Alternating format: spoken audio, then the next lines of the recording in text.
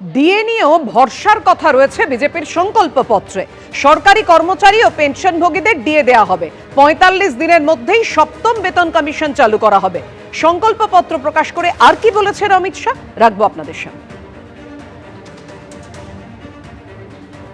सभी सरकारी कर्मचारियों व पेंशन भोगियों के लिए डीए सुनिश्चित किया जाएगा और 45 दिन के अंदर ही 7वें वेतन आयोग को लागू कर सभी कर्मचारियों का सम्मान करने का काम नई बनने वाली भारतीय जनता पार्टी की सरकार करेगी। আর বারাসতের সভা থেকে মমতা বন্দ্যোপাধ্যায় তিনি আক্রমণ করে বলছেন 15 লক্ষ টাকা দেওয়ার কথা ছিল, পেয়েছেন, শুধু মিথ্যার ফুলঝুরি। কি বলেছেন মমতা বন্দ্যোপাধ্যায়, শুনুন। বড় বড় ভাষণ দেয় ইলেকশনের আগে, 3000 দেবো, 5000 দেবো, 10,000 দেবো। যেমন প্রথম ইলেকশনে মোদিজি বলেছিলেন 15 লক্ষ টাকা সবার বাড়ি বাড়ি পৌঁছে দেবো। ব্যাস সেই মিথ্যে কথায় ভুলে সবাই দিয়ে দিল ভোট, দেশটাকে সর্বনাশ করে দিল এরা। 1 টাকাও পেয়েছেন কারো ব্যাংক অ্যাকাউন্টে? আজ পর্যন্ত পেয়েছেন? তারপরে বুঝতে পারছেন মিথ্যের ফুলঝুরি কারা?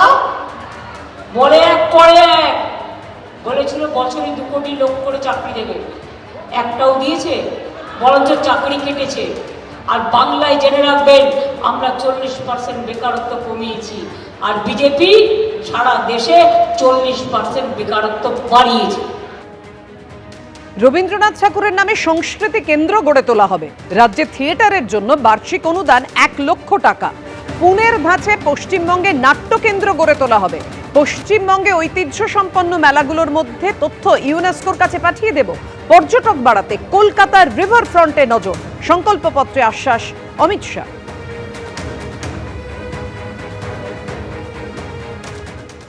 कवि गुरु रविंद्रनाथ जी की विरासत को बढ़ावा देने के लिए कला, साहित्य और सांस्कृतिक शिक्षा को मजबूत करने के लिए एक सांस्कृतिक केंद्र जो कवि गुरु के नाम से होगा, इसकी हम स्थापना करेंगे। राज्य में थिएटर समूहों का वार्षिक अनुदान बढ़ाकर 1 लाख कर दिया जाएगा और पुणे के तर्ज पर यहाँ पर थिएटर के देश भर के कलाकारों के लिए एक बहुत मॉडर्न आधुनिक एक कॉलेज बनाने का, इंस्टीट्यूट बनाने का काम भी हम करेंगे, जो बंगाल के तख्ते को, बंगाल के थिएटर को फिर एक बार ऊंचाई पर ले जाने का काम करेगा। बंगाल के प्रसिद्ध मेलों को यूनेस्को की धरोहर बनाने का प्रयास कर विश्व भर से यहाँ पर पर्यटन आए, इसके लिए हम प्रयास करेंगे। और कलकत्ता की विरासत, संस्कृति और बनने वाले रिवर फ्रंट के माध्यम से कलकत्ता में भी एक प्रकार से हम बहुत बड़ा पर्यटन आकर्षित हो, इस प्रकार का प्रयास करेंगे और कलकत्ता को लिविंग सिटी के रूप में पूरे विश्व में प्रस्तावित करने का प्रयास करेंगे। পরীক্ষা না হওয়ার জন্য যাদের বয়স পেরিয়ে গেছে তাদের জন্য ছাড় 5 বছর। সমস্ত সরকারি শূন্য পদে স্থায়ী নিয়োগ হবে এবং মেধা ও যোগ্যতার ভিত্তিতে নিয়োগ করা হবে বলে সংকল্পপত্র পেশ করে ঘোষণা করেছেন অমিত শাহ। কি বলেছেন মমতা বন্দ্যোপাধ্যায়, শোনাবো পরে। कवि गुरु रविंद्रनाथ जी की विरासत को बढ़ावा देने के लिए कला, साहित्य और सांस्कृतिक शिक्षा को मजबूत करने के लिए सभी सरकारी रिक्त पद परमानेंट नौकरी से युक्त कराने का काम करेंगे। इसके साथ साथ हम ये सुनिश्चित करेंगे कि नौकरियों की भर्ती पारदर्शिता से हो। एक करोड़ों रुपए के घपले, घोटाले, भ्रष्टाचार हुए हैं, ऐसा एक भी भ्रष्टाचार के बगैर पारदर्शिता के साथ मेरिट्स रखने वाले युवाओं को नौकरी मिले, ऐसी हम योजना बनाएंगे। प्रतियोगी परीक्षाओं में तैयारी करने के लिए 15,000 की एक मुफ्त वित्तीय सहायता युवाओं को दी जाएगी। पेपर लीक और भ्रष्टाचार के कारण जो युवा अपनी आयु गवा बैठे हैं, योग्यता की जो आयु की सीमा है, वो सभी को 5 साल तक आयु में छूट दिया जाएगा, जिससे वो फिर से एक बार अपना भविष्य तरार सके। বড় বড় কথা, এই দেবো সেই দেবো, আজ পর্যন্ত তো কিছু দেননি কাউকে, বরঞ্চ 2 লক্ষ কোটি টাকার উপর আমরা পাই। যুব সাথীদের আমি বলতে চাই, জীবিকার সন্ধান আমরা করে দেব। যারা যুবসাথী পেয়েছেন আগামী দিন তাদের জীবিকার সন্ধান আমরা করে দেব। যারা এখনো পায়নি, দরখাস্ত করেছেন, তারা পেয়ে যাবেন। লক্ষ্মীর ভাণ্ডার সারা জীবন চলবে, তার কারণ এটা মা বোনেদের পাওয়ার অধিকার আছে, এটা মা বোনেদের কাছে উপহার। এটা বিজেপির ভাওতা নয়, ছলনা নয়। ওরা বলে এক আর করে এক, মিথ্যে কথার কারখানা, মিথ্যের ফুলঝুরির কারখানা, ওরা ভাওতা দেবার কারখানা। এবার একটু পাল্টানো দরকার, তার জন্য বিজেপি সরকার চাই। আদর্শ তাঁর অটল বিহারী বাজপেয়ী, দাপুটে নেত্রী, লড়াকু। টেলিভিশনের স্টুডিওতে বিপক্ষকে যুক্তির জালে ঘায়েল করেন।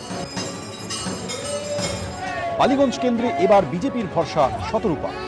বাড়ির সবাই কংগ্রেসী। দক্ষিণপন্থী রাজনীতি করার জন্য পরিবারের সঙ্গে হয়েছিল মতবিরোধ, তারপরেও তিনি থেমে থাকেননি। 2011-এ আমার বিরুদ্ধে লেজেন্ডারি তৃণমূলের মানে কি বলবো বর্ষিয়ান নেতা সুব্রত মুখার্জি, আর এবারও অন্যতম ভদ্র সিনিয়র নেতা শোভনদেব চট্টোপাধ্যায়।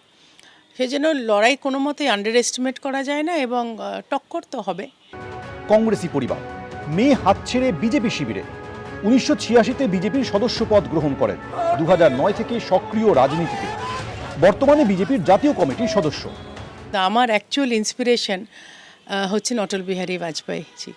ওনাকে দেখে আমার মনে হয়েছিল দেশের যদি সেবা করতে হয় এইটাই, দিস ইজ দ্য প্রসেস।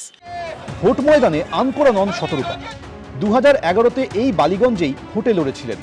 সেবার ওই কেন্দ্র থেকে জয়ী হয়েছিলেন সুব্রত মুখোপাধ্যায়, দ্বিতীয় হয়েছিলেন ফুয়াদ হালিম। 5000-এর কিছু বেশি ভোট পেয়ে তৃতীয় হয়েছিলেন বিজেপি শতরূপা। 15 বছর পর লড়াইটা প্রথম হওয়ার। চেনা মাঠ হলেও শক্ত প্রতিপক্ষ।